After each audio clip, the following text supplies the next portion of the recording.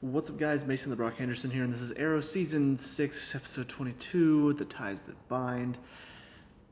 So, this one finally, Team Arrow starts to hit back a little bit more against Diaz. They manage to use Anatoly to do so. Anatoly convinces him that, hey, I'm here to help you, buddy. Let's move you to a safer place. And then Team Arrow attacks, and they manage to convince him that it's one of the Quadrant members that is attacking him. And then he kills her. And I just remember thinking during that scene, like, it kind of hit me. I'm like, oh yeah, the Quadrant, I forgot. He does have control of them. That's probably why he has so many resources and has so much of the city under his control. Because I was complaining about that the last episode. And so I'm thinking about it, I'm like, yeah, I do remember that. I do remember him going to the Quadrant and being like, hey, I want to be a part of this. And they were like, no, that's not going to happen. You're too erratic. You're just a normal criminal. Like, why would we want? And then he kills one of the guys. And they're like, you know what? We weren't going to accept you, and then you killed one of our members. And even though normally, normal people would think, oh, maybe we shouldn't let a guy who killed one of our members into our club. Most of the time you do that, we just kill you right on the spot, because that's what normal people would do. No, but we're not normal. We're horribly written characters. So we're going to give you exactly what you want. So here's all these resources that you're now using to take over the city. You shot up a few apartments. Yeah, that's a problem. We don't like that, but you know what? We're still going to let you do you. Because we're still not really well-written characters. Oh, now you're accusing me of trying to attack you and take you down. If I were a normal criminal organization leader, I would have already taken you out years ago. I would have said, you know what? Who do you think you are to be talking to me? Because I've been in this organization a lot longer than you have, and I probably would have shot you in the face. But you know what? Because I'm a horribly written character, I'm just going to stand here and say, what, are you crazy? And then let you stab me in the neck and kill me. I probably should have seen that coming, if only the writers didn't make me so stupid. Darn. Like, really, that's all I could think. Like, I finally realized, oh yeah, so that wasn't really a plot hole that he has control of the city. That's explained by the Quadrant. But that creates another plot hole. Why is the Quadrant so stupid? I mean, really, they're supposed to be this super large organization of criminals that run the criminal underworld, and ooh, they're so big, bad, and scary. This one guy comes in, kills one of their members, and they say, hey, buddy, welcome on board. And so then now he's paranoid. He thinks all of them are trying to plot against them, and instead of saying, no, we run this thing. We've been here a lot longer than you. They're just like, oh, well, no, I'm totally not running against you. You're acting sporadic. We shouldn't trust you. Oh, no, I'm dead because I'm too stupid. I mean, did they forget how to criminal? Does somebody need to explain to the head of the criminal underworld, does somebody need to explain to them how to be criminals? Because clearly they don't know. They don't get it. Either that or somehow Ricardo Diaz is just some metahuman that we haven't explored yet, and he has the ability to make people around him stupid, and he's also indestructible because he can survive an explosion for some reason. That's the thing. This season has introduced this guy, Ricardo Diaz, the dragon. Ooh, isn't that just so scary, guys? Isn't he? Ooh, great villain. We created such a good villain in him. He can somehow control people for no reason, and he's somehow scary to a horrible person like Black Siren. He's somehow scary to her for no reason, and on top of that, he can take on a criminal organization and kill one of their members and somehow still get involved because he's so scary like that. And then when all is said and done, he gets blown up by an explosion, and now he can survive it with no reason whatsoever, even though he's just human, because he's so scary like that. It's one thing to create a good villain. Prometheus, for me, even though he was a little overpowered, I did complain about the fact that he seemed to know way too much about Oliver. He seemed to know way too much about what Oliver was planning and what he would try to do without really any explanation. It wasn't like he was extremely intelligent, like superhuman intelligent. He was just a really smart guy who apparently was able to calculate Oliver's every move. I kind of find that a little overpowered. But he was still a good villain because he was intimidating, because he attacked Oliver where it hurt. He really did a good job of digging into his past and digging those back up.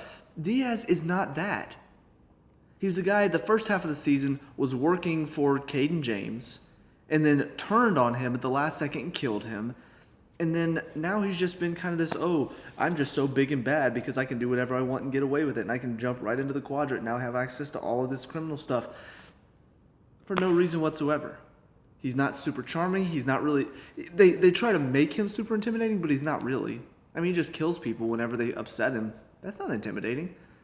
Somebody eventually is just going to be like, you know what? No, I don't want to be killed. I'm just going to kill you first so you don't kill me, because eventually that's going to happen. And it's not like he's super intelligent either, because he can't figure out Anatoly's betraying him, but he thinks all these other people are, so he's super paranoid right now. What? When the guy who's betraying you is standing right next to you and convincing you to kill other people, that doesn't make you look smart. It makes you look like an idiot. So they've just really done a terrible job of this villain.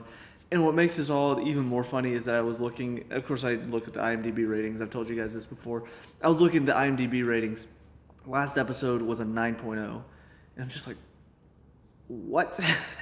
And I was looking, this season is one of the highest rated seasons. It's higher rated than The Flash, which is ridiculous to me, because this season's not been good. It's not been as bad as season 4, I would say, but it's not nearly as good as any of the other seasons. It's still got a lot of stupidity. It's like right on the edge of being average and being bad. It's like right on that edge. There are certain things that make me go, okay, maybe. And then there's other things I'm just like, no, this is all dumb. This is stupid. There's not really been much to grasp onto. And so it's mainly just been kind of one of those seasons. And that right there, whenever he killed that woman in the quadrant, and they bring the two guys up at the end, and instead of actually doing something, the guy's just like, what? No. You're just trying to use this as a stake. I'm going to accuse you of all these things, even though clearly you're shown to be imbalanced and clearly shown that you're willing to kill other people who stand up to you. I'm going to say all this thing and just leave myself completely exposed. Hang on. Do you want me to do this for you? Hang on. Let me take a little marker. All right, right there, that X. All right. You're stupid. You're an idiot. I don't want to help you. I don't want to do anything. I never saw that coming. And so now the quadrant's down to 2 people. So can you really call it the quadrant anymore, by the way? Just something that kind of popped in my mind. I'm like, it's not 4 people anymore. Not the quadrant. I guess you could still say, well, there are 4 different pieces to the quadrant, like the 4 different parts of the criminal underworld they control. But either way, it's just not that interesting. And Diaz is not an interesting character. So I'm getting frustrated. As far as the team is concerned, it's not really. They all get attacked at the beginning of this episode. Nick, who's Curtis's boyfriend, he gets shot in the neck, and so now he's in bed, which means Curtis is now acting irrational and emotional. I hope they take him out of the final fight. I know that might piss off some people, but I really hope they do. First of all, he's still not good enough to fight. He's still not good enough to hold his own in a fight, in all honesty. But they clearly showed in one scene where he chases after Diaz, even though nobody else did. He's the only one that did for some reason, but he chases after him alone, and then Diaz starts beating him down, stabs him in the side, and so kind of puts him out of commission, and Dinah's trying to say, hey, no, you're not in good enough shape for this. Trust me, I've been there. And I'm glad they kind of did acknowledge the fact that she did act irrationally earlier on in this season whenever she lost Vincent. But it's still not really enough to make up for the fact that she still acted like an idiot after she realized she was acting irrationally. But it is nice-ish that they're working together again. There's still part of me that just thinks, they're still idiots. They don't deserve an apology. They don't deserve any of that. They're still trying to treat Oliver like an idiot in this episode. Like Felicity goes into the police station when she's not supposed to, and nearly gets herself killed, and Oliver has to save her, and she's just like, but I got what we wanted. I got what we needed to get. Like, okay, just because things work out does not mean that you were in the right. You nearly got killed. Oliver could have gotten killed while he was defending you. So you cannot tell me that you made a good decision. Why did she even have to go in there in the first place? That's what I don't understand. I know she was cloning the thing, but it seemed like she was able to do that from the car. So what did going inside help her do? Did it make her go faster or something? Like, they didn't explain that to me. So I don't even know if she even did anything extra while she was in there, aside from the fact that she was dodging bullets and arrows and then nearly got shot by Diaz because he was ready to shoot her in the back of the head, and Oliver saved her. And she's like, oh, Oliver, I got what we wanted. So clearly that makes me right. No, it doesn't, you idiot. You nearly got killed. Oliver saved your life. You should be thanking him that he saved you from your idiocy. But what does Diggle do?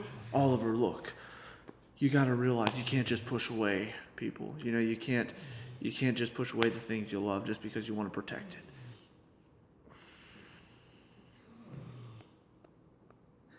Okay, Diggle, look, you were a good character. You were a very good character. A lot of time you were the sense of reason early on. Somewhere along the way, though, you lost it. You really lost it. And now telling Oliver that he should let Felicity put herself in danger because he shouldn't want to have to protect her. It's not like he's saying, no, I can't be with you anymore. I can't let you on the team anymore. He's saying, I can't have you on the field anymore because that's a smart decision, because it puts her in danger. But once again, because this show loves to crap on Oliver and just raise up Felicity and say, oh, Felicity, isn't she so awesome, guys? Strong, empowering women, because she's out there fighting, and Oliver's an idiot for putting her down. He's a misogynist. He thinks that women can't do anything. No, he's trying to keep her safe. She's trying to throw herself in the line of fire for no reason whatsoever. So, I thought the show was done with that. I thought the show was done with making Felicity look like she's a genius when she's being an idiot, and Oliver looking like an idiot when he's trying to save her life. And I love the other thing, kind of just random popped in my head. I remembered this. Felicity and Lila are sitting in the car together, and she asked something about, how do you and John keep yourself together even though you're out in the field risking your lives every day? And she's like, you're asking about this right now? I'm just like, thank you. Finally, a sense of reason, somebody that says something smart because this isn't the right time for... Well, John and I, we just know how to work... Okay, so now you're explaining it to her. You're explaining... You made her sound like an idiot for asking this question at a stupid time, and then you still take the time out to answer her question. Now you look like an idiot too, Lila. I mean, really, come on. It should be as simple as... this is a terrible time to ask that question. Okay, I'm sorry. And then after the battle, you go see Felicity. She's upset because Oliver just yelled at her and just like, look, we have to look after each other's backs. Sometimes one of us makes a decision for the other, and we have to realize that sometimes we don't always see the bigger picture. And telling her why Oliver is right. Not, she has this explanation with Felicity before the battle, and then John tells Oliver why Felicity is right, because that's completely backwards. And on top of that, let's just go ahead and throw out also the fact that Lila is a soldier, just like John. So them working together makes sense because Lila can hold her own in a fight. Felicity cannot. So there's no reason why she should be out in the field with Oliver because he is a vigilante. He knows how to fight. He knows how to shoot arrows. She does not know all that stuff. The most she can do is hit somebody with, what was it, a stapler? And then scream out, sorry, not sorry, because, she wants to appeal to the kid that watched the show, and they're like, oh, sorry, not sorry, I say that, and Felicity said that, so I'm cool now. I'm sorry. I'm kind of losing my mind watching the show a little bit, but thankfully there's only one more episode for this season, so let's get right into that one. See you there. And finally, episode 23, Life Sentence. I wonder what's going to happen, guys. Like, when I went into this episode, I was so, unsure of what was going down. I was sitting there, I'm like, man, life sentence. I wonder what that could possibly mean, especially since Oliver just talked to that FBI lady. I have no idea what life sentence could mean. What could that possibly mean? I'm so excited to find out. So we're going through the episode. They're trying to take down Diaz. He sets traps for people. Of course, he doesn't trust Anatoly anymore, so he sets a trap for them. And then they manage to get out of it, thankfully. And then all of a sudden, Quentin is talking about, how he wants to see Laurel. And then all of a sudden, he and Oliver have this random conversation. Just like, you remember that first time you arrested me? Yeah, how did you beat that polygraph anyway? Oh, it's just about keeping your heart. Oh, wow, I gotta tell you, that conversation right there had me totally lost. I'm like, what are they talking about? Like, why are they bringing up the first episode? Like, I'm so confused, guys. I have no idea what's coming. This is so exciting. What could possibly happen? And then, of course, Quentin is talking about how he's going to go get his daughter back, and then he goes in there and, what's his face, the Diaz guy, he's about to shoot Laurel. I'm like, oh my gosh, is he gonna shoot her? Is he finally gonna shoot her? Even though Quentin has talked about how he's gonna protect his daughter no matter what, is he gonna shoot her? And then Quentin jumps in front of him, gets shot, and he's like, oh. So they're taking him to the hospital. I'm like, oh my gosh, guys, what's gonna happen? They don't manage to stop Diaz completely. They knock him off the roof, but somehow he survives because somehow he's superhuman, even though there's no explanation for any of this. But I'm just so excited. I'm like, guys, okay, Quentin's back in the hospital. Everything's gonna be fine, right? And then Oliver goes in and is talking to him, talking about how you're such a good father. You were such a good example for me to how to be a father. I'm just like, this is so sweet. I can't wait for Quentin to get out of there. Oh, this is going to be such a touching reunion. Sarah's in there. Oh, this is going to be such a touching reunion, guys. And the doctor comes out and she's like, I'm sorry, he's dead. I'm like, what? He's dead? I didn't see that coming at all. And then on top of that, Watson's talking about how she's going to have to arrest Oliver because that's the deal he made. I'm like, what? He made a deal to have himself be arrested? Is that why he was giving those speeches to everyone like he was going away forever? Is that why the episode was titled Life Sentence? Oh my gosh. And now all of a sudden those conversations that Oliver and Quentin had, where they were talking about all this stuff and making it sound like this was the last time they were going to ever talk to each other. I mean, now that I'm looking back, man, it all just wrapped up so shockingly. I didn't see this coming at all.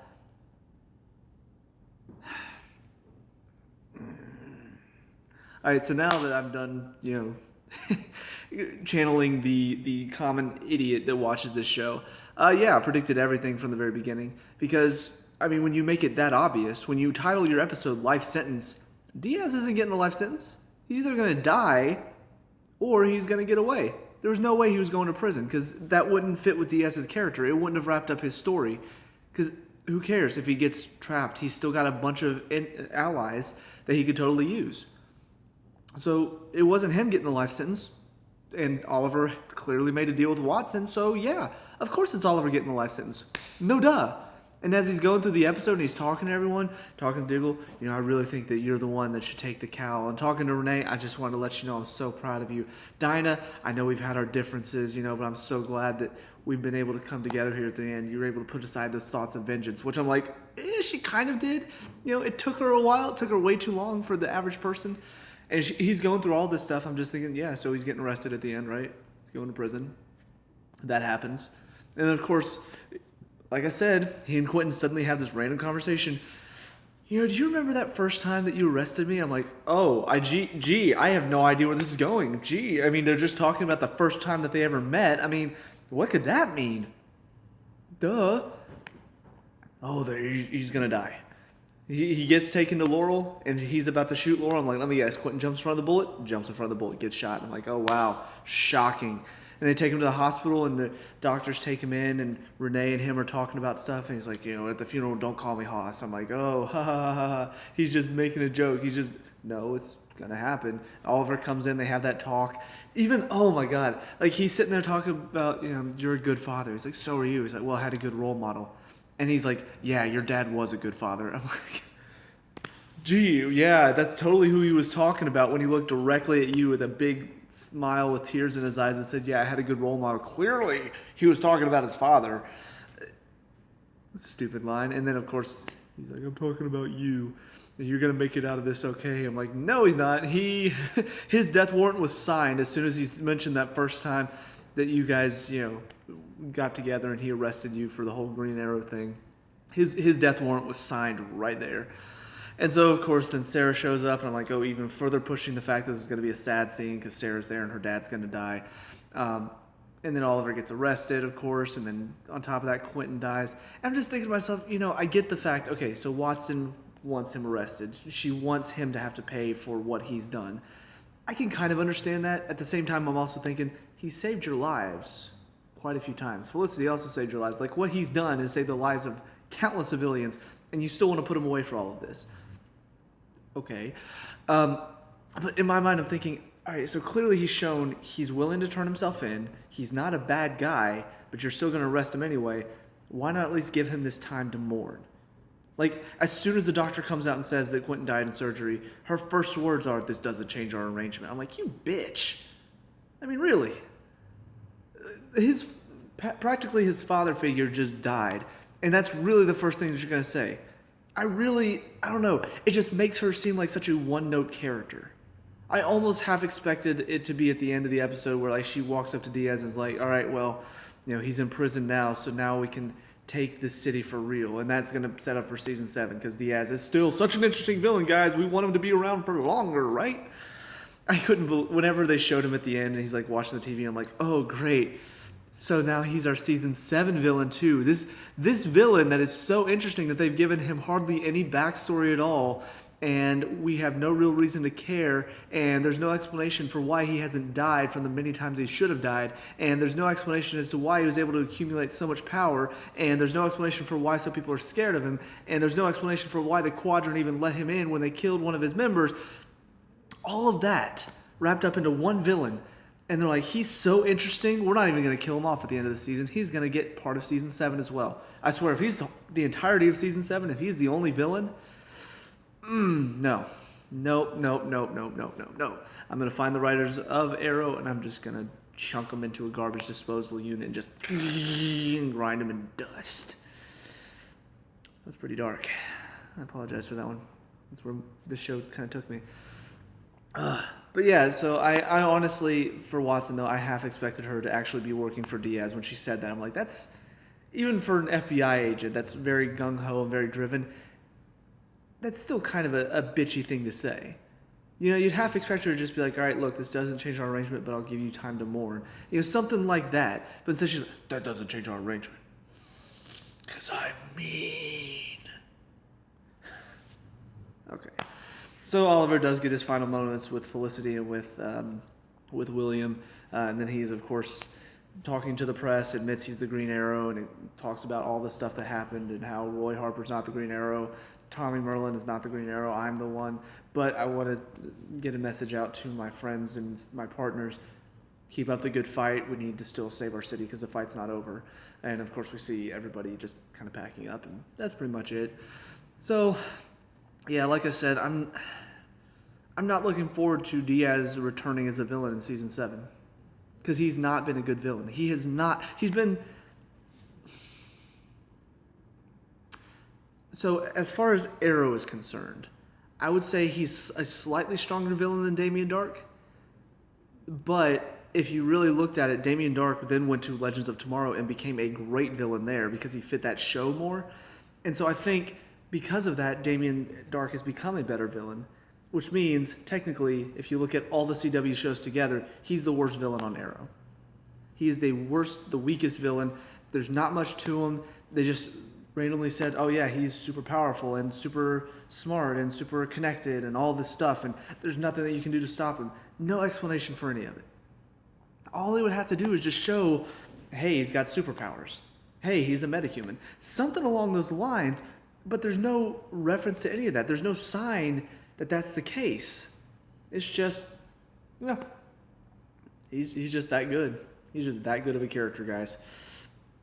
Yep, that's Ricardo Diaz for you. That guy, he's a tough one. He's intimidating. He's scary. Super scary. So, I'm not looking forward to season 7. I'm kind of debating. Obviously, I think I'm going to try to catch up on all the shows that I can before I start the new seasons for all these CW shows, because I'm pretty sure all of them are up on Netflix now, from what I've seen. But I still feel like I want to watch the other shows that I haven't seen, not the most recent season, but the season before of. So I don't know when I'm going to get back to it, but I gotta say, just the way this whole season ended for me definitely did not make me look forward to next season. It didn't, because whenever I saw they were getting a season 7, and I'm pretty sure they're getting season 8, and that's going to be the last one. And from what I saw, there should have been something that made me go, you know what? All right, they're wrapping up this show. They're going to get 2 more seasons, and they're going to start wrapping it up probably at season 7. There should have been something that made me go, I'm excited. I want to see where they take the show next. I should have felt that way, but I don't. I feel the exact opposite. I feel like they've run out of ideas so much so to the point where they're reusing a villain that wasn't even that interesting to begin with. They just created this villain out of nothing, and then decided all of this stuff, decided he's super powerful, didn't give us a reason for it. He's just that way because it's Ricardo Diaz, guys. And now they're just bringing him back for season 7. They managed to stop his plans to take over Star City, but he's still a villain. He's still out there. He's still got connections. He's still pretty much with the Quadrant. Yeah, they took down some of the people that he has control over, but he's still a part of the Quadrant, which means he still has access to a lot of criminal resources, which means he's still going to be a villain to contend with. And I don't want to see them go up against him again. He's not a villain that I'm thinking, yeah, I can't wait to see him again. There have been a few that are like that.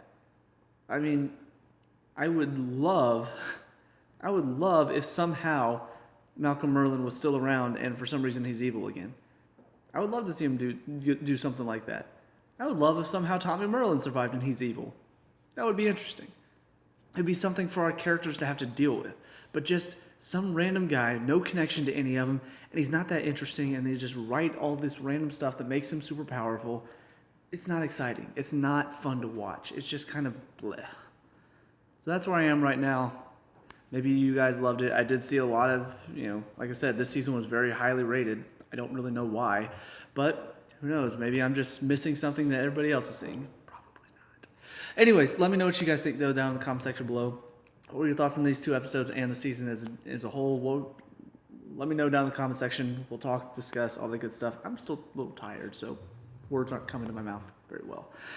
But yeah, leave a like and subscribe for future Arrow reviews, and I'll see you guys in the next season. Peace out.